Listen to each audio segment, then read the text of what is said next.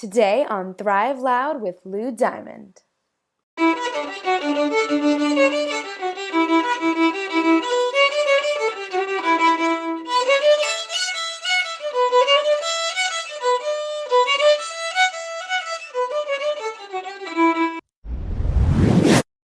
So, Joy, have you ever been to a Turkish prison? Do you like gladiator movies? By the way, is there anyone listening who knows how to fly a plane? Well, looks like I picked the wrong day to give up Thrive Loud with Lou Diamond. That and sniffing glue. Not that there's a difference.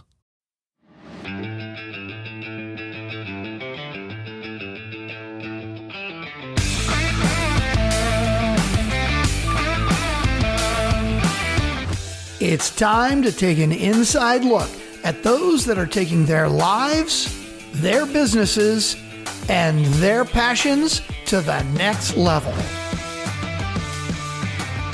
Get ready to thrive loud with Lou Diamond.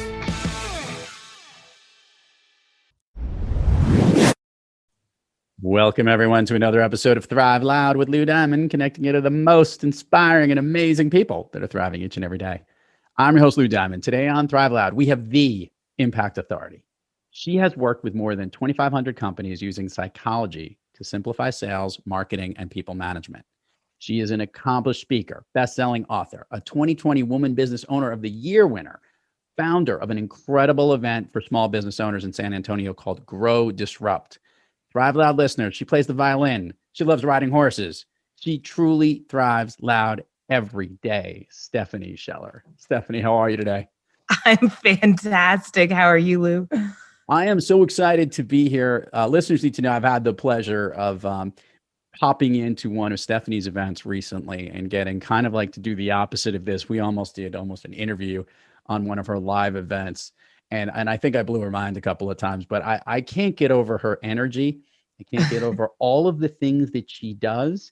And you as the listener will just love hearing the range that this woman has. So it's only going to be fair to kind of like rewind a little bit here. I don't want to go all the way to the womb, although I've gotten a chance to meet your mom. So we technically could. I mean, you have a little bit. I think our listeners would love to hear your story because you had a traditional business corporate kind of background and then something changed. Yeah. So the funniest thing was not to go back to the womb, but childhood, I never wanted to be a employee. My parents raised us on the Rich Dad, Poor Dad books. And so that was like that every Friday. Other kids are like going out to like hang out with their friends. My dad is forcing all 7 of us kids to sit down and listen to him read Rich Dad, Poor Dad. I hated it as a child, but obviously now I look back and I realize, oh my gosh, this gave me such a grasp for the importance and the power of being able to control and change your own income. And so I go to college. I was going to run a horse barn. That obviously didn't happen. Although I do still have the horse, as you mentioned. But so I was going to go run a horse barn and realized I couldn't get into the horse world. There was too much I didn't agree with and how the world was run. And I just said, you know what? I need a plan B. And I really, really like marketing. And so I ended up getting a job, I thought, as a marketing consultant for small businesses for the newspaper here in San Antonio, which I was, so excited about. Loved it. The very first week I'm working as this consultant job, right? I find a client who wants to work with me. And then the second week I find another client who wants to work with me. And they're throwing out these words that I didn't fully understand. Like, oh my God, you just hit double quota. Oh my God, you just hit triple quota. And I'm like, I don't get it. What do they mean? Third week, I'm doing so well. They're like, well, you're done with training, right? They take me out of the training. They put me on the floor with everyone else. And it was then that I realized, as my boss is standing at the podium talking about, it was like a classic, like Wolf of Wall Street moment where like he's standing there like pumping up his sales team, right? That's exactly what he was doing. And I had this like, oh shit. Right? Like crap. I'm in sales. You can drop the bad words if you want can. to. Okay. None of the episodes I listened to did, so I wasn't sure. But like there was sweet this people. massive oh shit moment of I don't want to be a salesperson. And so I had to kind of come to terms with what do I do? I ended up going in and just running sales my way, which was more of a consultative approach. Like I went in, I wanted to get to know what you were doing for marketing all around. And then I was going to set you up with the 1 or 2 programs we offered that really were a fit for your business. And so, of course, doing it this way, I had a much higher retention rate. So at the end of my first year, they moved me into retention manager. At the end of the year of retention manager, we bumped those numbers up, and now they restructured the whole thing for, digital account managers. I'm doing really well. I'm loving this work. And then they start messing with my commission check. And that was where things went. I always tell people, I'm like, look, do not screw with the commission checks of your good salespeople because they will be gone in an instant. I mean, that's it, right? So by the way, you threw in something there that I didn't know until right now. Oh. You're one of 7 children? Oh my God, yes. We used to joke. The other book that my parents would read to us was Cheaper by the Dozen, right? And we used to joke that they like ripped off all of our stories because it was eerily similar. Stephanie, where do you fall in the lineup of your siblings?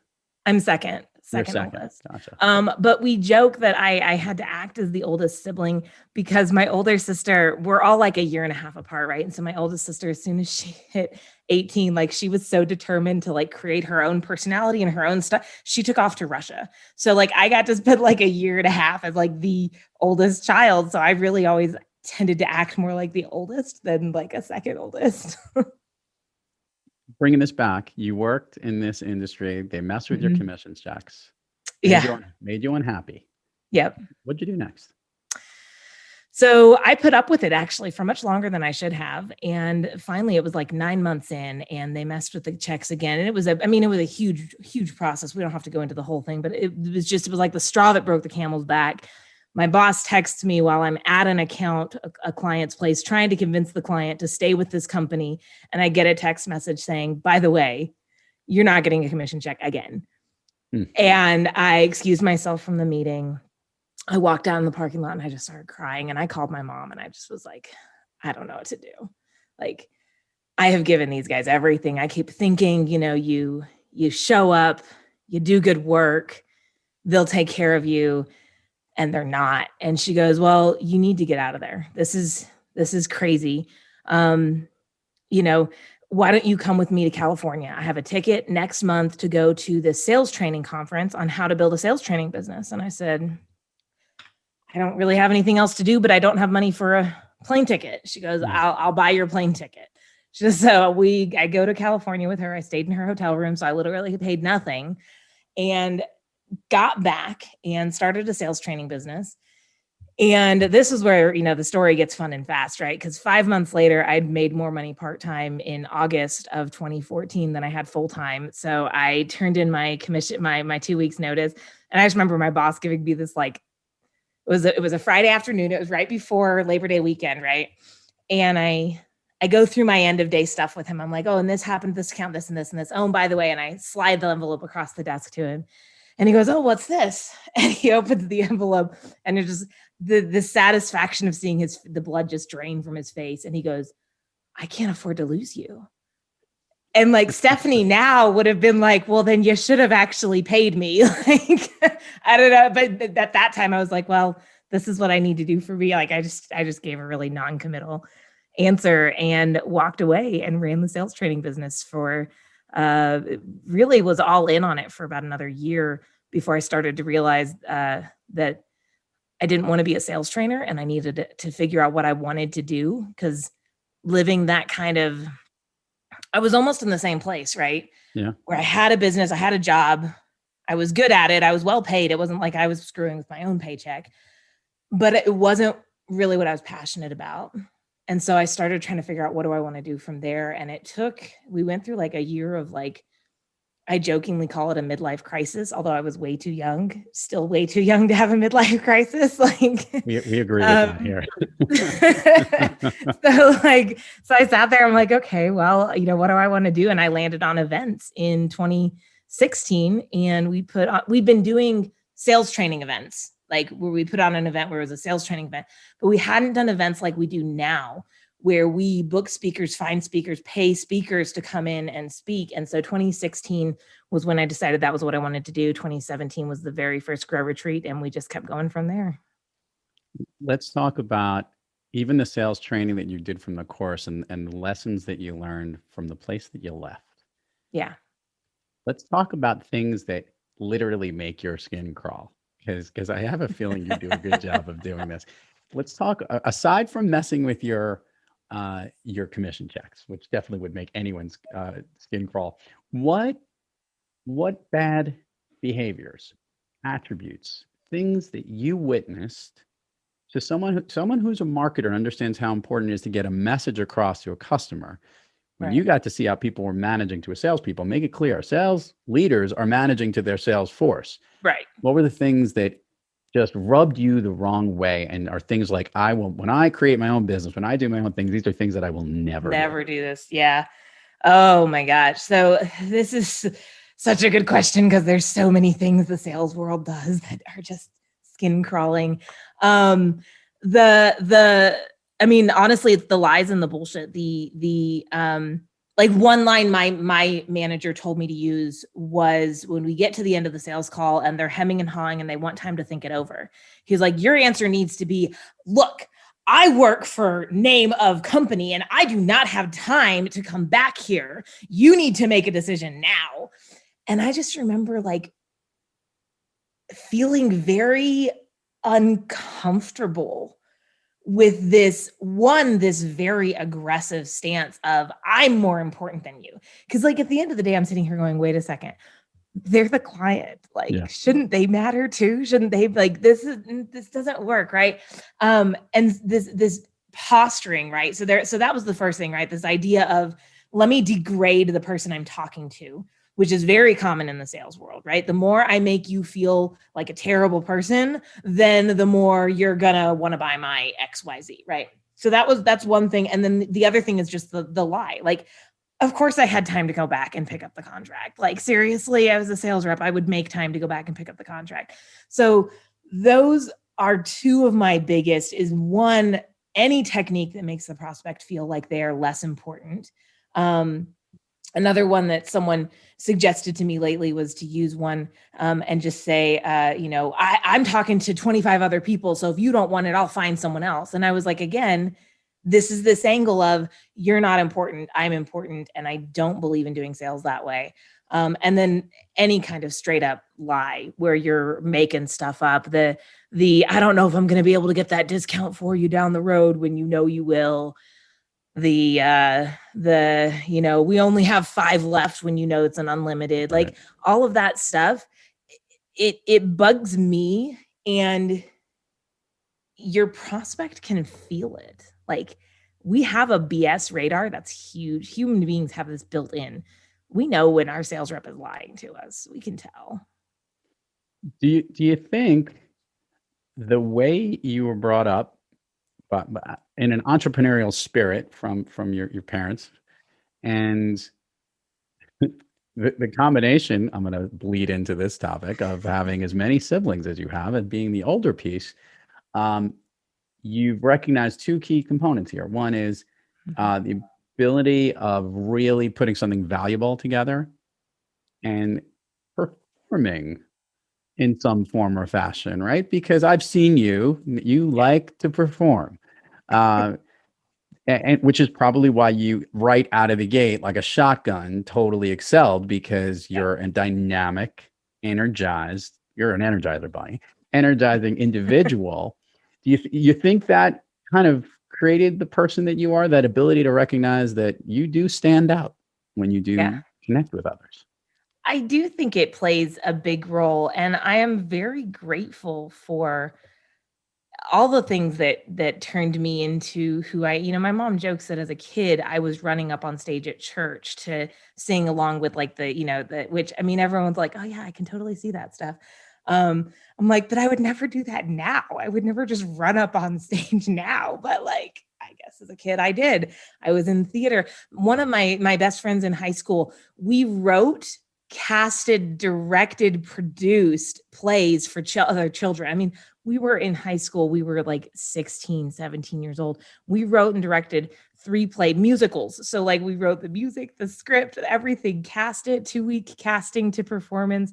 This has always been a huge piece of my life. And when I started to get to see really good speakers from the stage and see how they make it an art, like we've all had to sit through a presentation that was not cool. Like, you guys know which ones I'm talking about, right?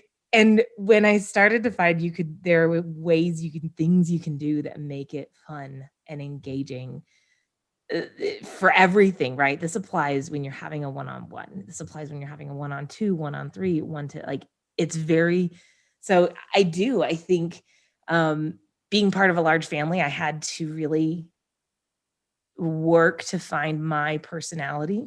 And what made me different, what made me unique, what made me stand out. And one of the things was performing. I embraced it. I leaned into it from an early age. So I do think that's a huge part of how I ended up where I am now.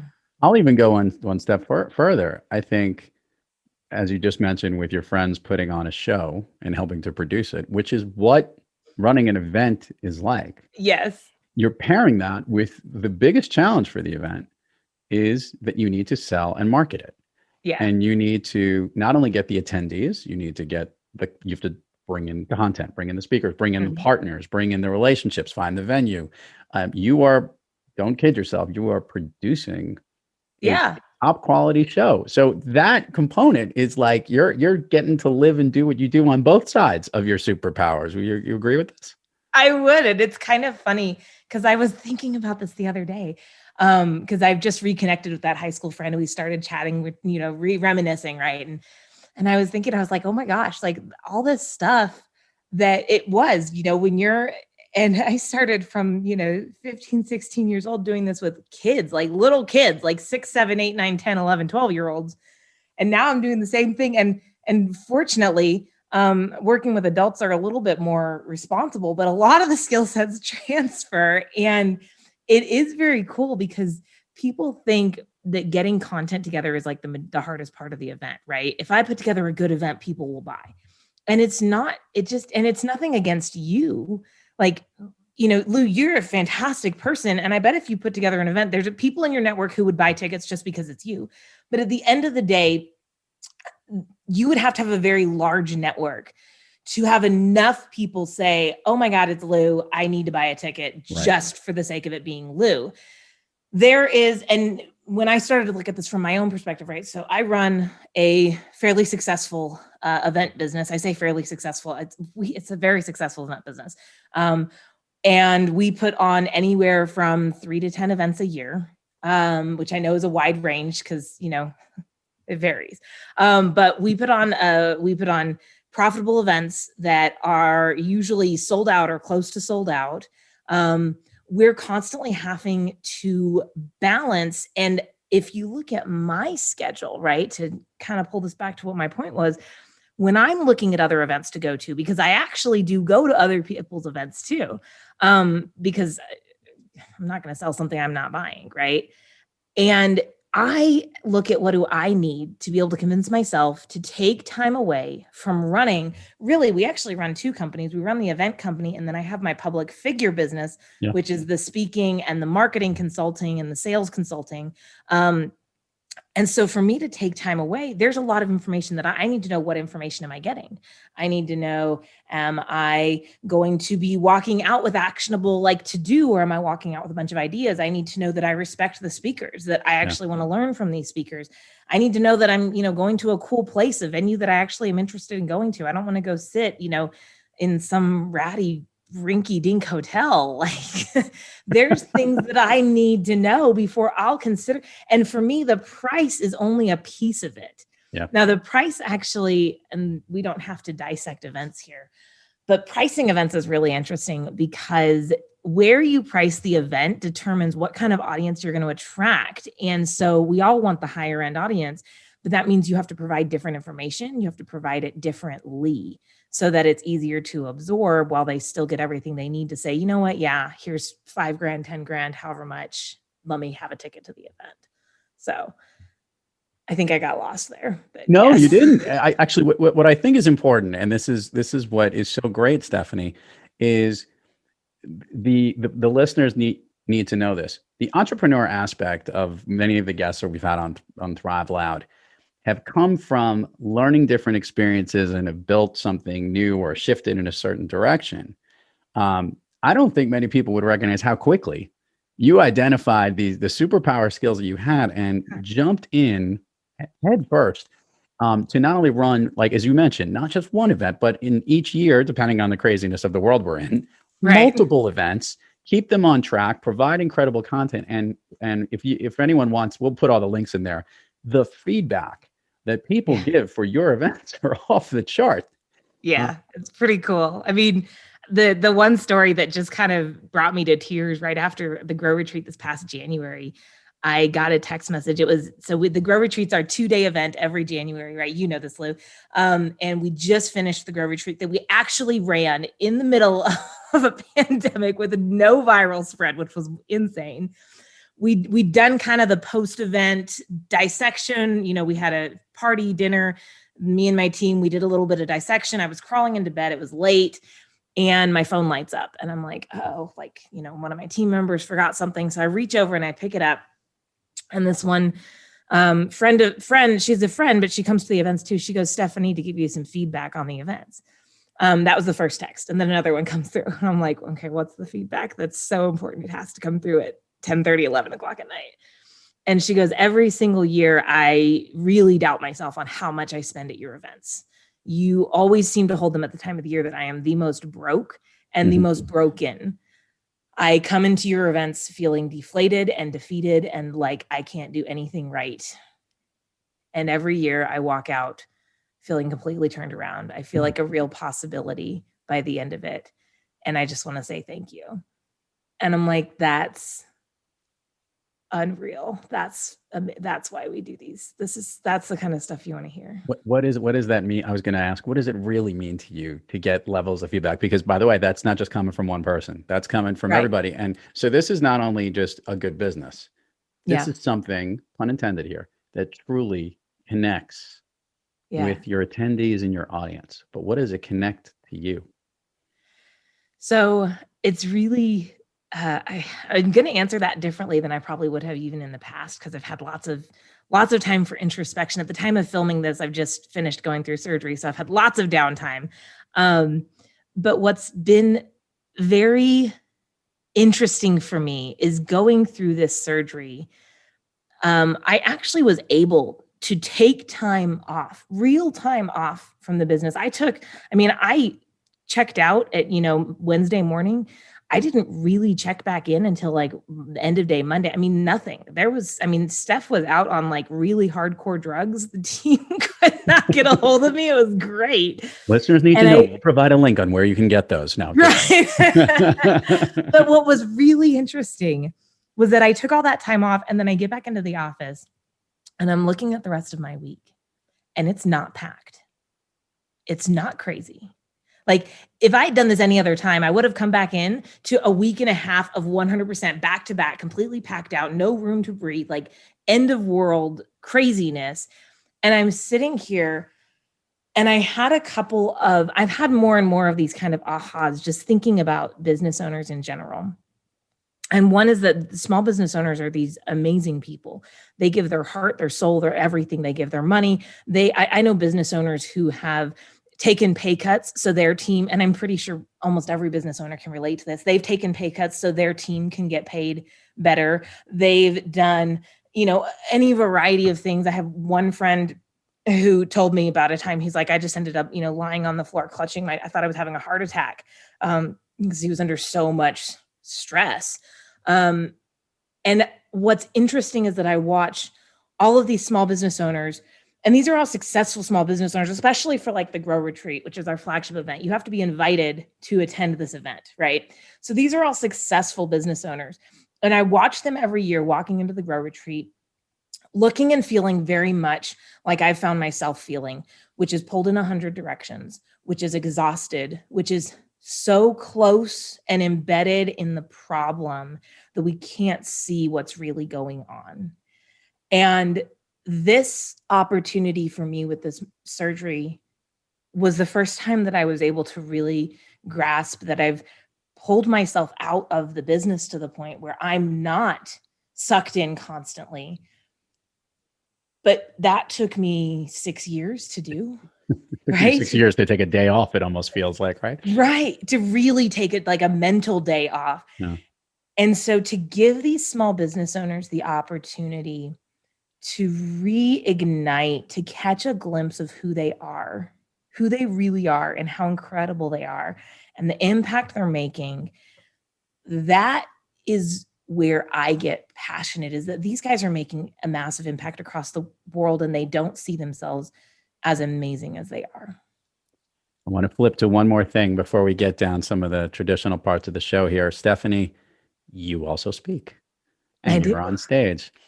Tell me what it means to deliver the message that you deliver, and what this is now. We've covered the, creating the show. We've talked about the producing side, where we've hit a bunch of the business aspects of what the value is. Now we get to talk a little bit about the performer in you.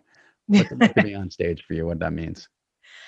It's very cool that we added this piece this past year.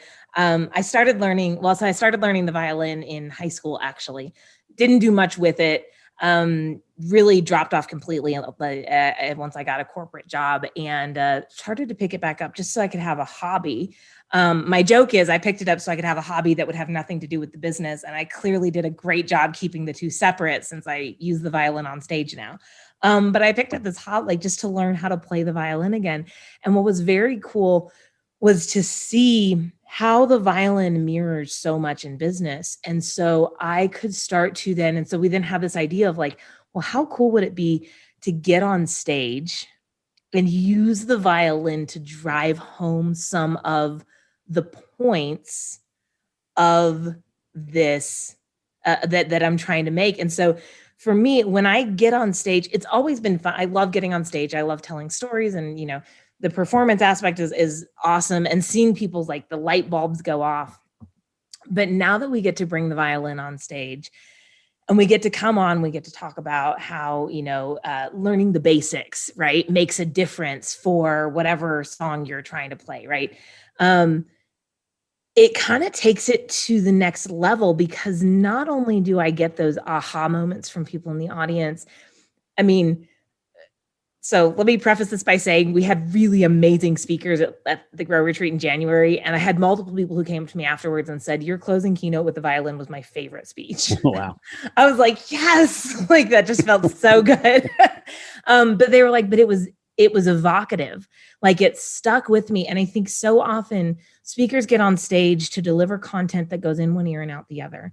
And for me, finding a way to tie in together my experience with marketing and my knowledge of psychology to create a message that really, truly drives a point home that they'll remember, right? Because again, you think about everything going on in these entrepreneurs' minds, so much stuff happening, but they can actually take this home and remember it, because music actually triggers parts of the brain that don't get triggered just by speaking. Yeah. And so you can actually pull in the long-term memory and start embedding stuff in their brains when you bring the music in, that in ways that you don't do otherwise. And so for me, I think that's the key, is when I hear from someone who says, Stephanie, I saw you speak 2 years ago and I did this and this and this, and it took forever to implement it, but oh my gosh, it was so cool once I did. Like that's, my moniker is the Impact Authority. And that's really what I'm all about, is helping people understand the impact they're making and leaving an impact on people's lives as well. I like it. I love asking guests this question, Stephanie. Want to see where this goes. We all have days when we're not having everything working so well. Things are a little off our game. We're not quite on all cylinders. Mm-hmm. Stephanie, when you have trouble thriving, who or what practice do you seek to get yourself back on the thriving track? There's a couple of things. That's a really, really good question, because I think we all need a tool belt for this, because the tasks and tools that work for me today may not work for me tomorrow. Right. And so you need to have kind of a bench of players to get you back to your peak. And so I'll do any one of the first thing I do when I'm having a really not great day, like I have to first just take a step back. And I know we're not showing the video to everyone, right? But you saw me kind of scoot backwards there. That's exactly what I do, is I just scoot backwards and just take a couple of deep breaths. And the question is just, okay, breathe in, breathe out, let the air fill. So almost a meditation moment. And then, do I want to go journal? Do I want to go play the violin? I mean, the violin, for using it on stage, it really truly is one of my like go-tos. There's something amazing about having this vibrating instrument right against your collarbone, and it just spreads through your body. It's amazing. So I'll journal, I'll go play the violin, I'll go for a walk, I'll call, I've got different mentors and coaches for different aspects. So if I feel like I'm struggling in sales, I call John. If I feel like I'm struggling with my own mindset and my own emotional status, then I call Dana. So finding the right person to call. But then the other thing that I learned that I have to do is to help head those off with more frequency. You can't always, but you can do things.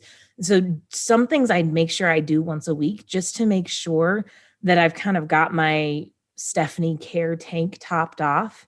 Like going to see my horse, or painting, or taking an evening to spend just with my husband and do nothing else. Or, so those little things that really help keep me energized and thriving. Right. Yeah. I have to make sure I'm doing those. And it's not like I go see my horse, or I spend time with my husband, it's like, no, every week I need to go see Sham. I need to paint. I need to spend time with Matt. Like, these are the things we have to do every single week. And they help stave off a lot of those frustrating days. I like it. Let's do the admin part of the show. Share with the listeners all the places people can find you. We will put everything in the show notes, social, website, URLs, whatever it is you want to promote, but it always gets more engagement when they hear it from you. Yes, no, absolutely. So I am spending way too much time on social media. So if you want to catch up with me on Facebook, you can catch up with me. It's at Success Steph. You can catch me on LinkedIn at Success Steph. You can catch me on Instagram at Success Steph. I think you might be hearing a trend here. You can catch me on Twitter. I also would recommend, especially if you're curious, I know event marketing is a beast. Marketing is a beast in and of itself. And I've spent years dissecting how marketing works and doesn't work. And a lot of that information is plugged into my website, which is thestephaniescheller.com, like the one and only, the coolest, the best, stephaniescheller.com. That's who you are. So check that one out. And then you can see all of our upcoming events over at the company site, which is Grow Disrupt, like grow your business in a new and disruptive way.com. I love it. You ready to go down Fun Street, Stephanie? I'm so ready. Let's go. Okay. Share with the listeners what you shared with me is one of your all-time favorite movies. Oh, and I love that you asked me this question earlier, and I was like, did I answer that question? Because I think my answer was, oh goodness, I don't watch a lot of movies, which is true. My husband laughs because like we're watching TV together and the commercial comes on and I'm like, oh, what's going on? Like, I love watching commercials because I get to dissect the marketing. But favorite movie probably is Princess Bride, which I had a love-hate relationship with as a kid because those rodents of unusual size were like terrifying. Oh my gosh. But at the same time, Wesley was just so cute. So, that was by far my favorite. And Buttercup was so bland that I could like superimpose myself mentally in her position so that I ended up with Wesley and not Buttercup. Real crush on Wesley, Red Pirate Roberts. Always excellent. We've had, it's funny. On the 200th episode of Thrive Loud, we did a collection of the 199, I guess, guests that have been on, and we said what their favorite movies were. We did some kind of countdown. Really interesting now, this much further back, because Princess Bride, it did not crack the top 10 the first time around, and it definitely has gotten a comeback role in this list of shows. But it's so good. My favorite scene is when Wesley and Inyago are fighting, and the first time they meet, and they're having like a casual conversation, like, you are wonderful. Yeah. You were delightful. I'm also not left-handed, and they're switching the sword back and forth. It's just brilliant. It's great writing and so much fun to watch. Well, and those two guys actually did that. Like they didn't use stunt doubles for that. They were supposed to, but neither one of them would let the stunt doubles I thought that was just freaking brilliant. Here's how we go in the speed round of Fun Street, Stephanie. And the way this works, and I'm putting a very interesting end to this show. So what I want you to do is I want you to think of things that make you thrive based on the question that I ask you. I want the first thing that comes to your mind. Most of these things lift you up, motivate you, get you pumped up. Ready to rock and roll? Okay. All right. I'm ready. A song of late that you love to hear that's kind of your jam. Oh, God. Okay, classical violinist here. The Oscar Readings Hungarian style 25th concerto. Favorite food that's not a dessert. Cheetos. A favorite dessert. Chocolate everything. An activity you wish you did more of. Running. An activity you wish you did less of. Stressing. Is that an activity? It certainly is. Okay. If I snapped my finger, Stephanie, and you could be anywhere in the world, where are you? I would be out at the Texas Hill Country. There's this amazing place where we keep my horse, and it's literally like this gorgeous valley and the hills rise, and it is my absolute favorite place on earth. Two last things before we wrap things up here. Can you share with the listeners what your t-shirt says? Oh, God. Okay, so the important thing is what it says on the back. It says geniuses are born, not created on the front. On the back, it says, just kidding, go practice. It's a violin joke from one of the YouTubers that I watch, and it's hilarious. I love this shirt. And to bring things home, since it's something you do when you speak, you think there's a chance you could share with the listeners a little bit of that fiddle over here on the show, if it happens to be nearby? I can't, actually. I try to keep her nearby all the time. So this is Honey. This is my Honey. She's about to play the violin. She's chinned up and ready to roll. All right, we will amplify. A quick little Irish one called the Swallowtail Jig. Go ahead.